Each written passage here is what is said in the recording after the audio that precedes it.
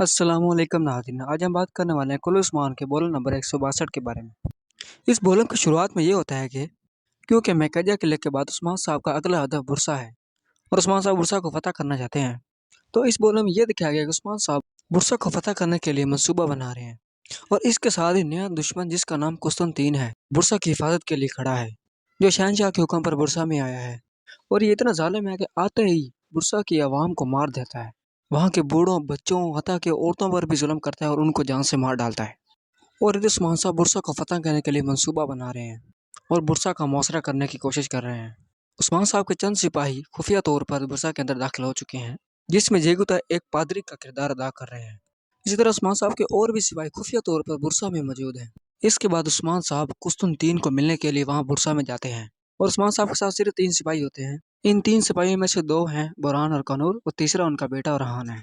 और बाकी सिपाही जो मैंने पहले बताया कि खुफिया तौर पर बुरसा में पहले ही मौजूद है। वहाँ पर बुरसा का कमांडर कुस्तुनतीन उस्मान साहब को कहता है कि तुम हमारे साथ इत्तेहाद कर लो, लेकिन उस्मान साहब इनकार कर देते हैं और साथ ये भी कहते हैं जल्द या देर ये किला हमारा होगा और तुर्कों की मलकियत बनेगा। और इसके साथ कुस्तुनतीन उस्मान साहब को ये कहता है कि ऐसा करने से तुम अपनी जान को नहीं बचा पाओगे और अपनी जान से हाथ धो बैठोगे। साथ उस्मान साहब कहते हैं हम मौत से कब डरने लगे। हाँ। और उस्मान साहब अपनी बात को खत्म करके वहां से चले जाते हैं। दूसरी तरफ होलो फेरा खतून बहुत ही मुश्किल में है। कुस्तुनतीन ने होलो फेरा को कैद कर रखा है और उस्मान साहब होलो फेरा को छुड़ाने की कोशिश कर रहे हैं। और साथ उस्मान साहब ये भी कह रहे हैं कि होलो फेरा की जान को खतरा हो सकता है, वो लोग उस पर रहम नहीं करेंगे, उसको मार सकते हैं। कुस्तुनतीन होलो फेरा को एक जासूस के तौर पर इस्तेमाल करने की कोशिश कर रहा है, लेकिन होलो फेरा एक समझदार खतून है, वो उस्मान साहब के साथ गद्दारी नहीं कर सकती। और सबसे अच्छी खबर इस बोलने में देखने को ये आई है कि अलाउद्दीन साहब बाप बनने वाले हैं।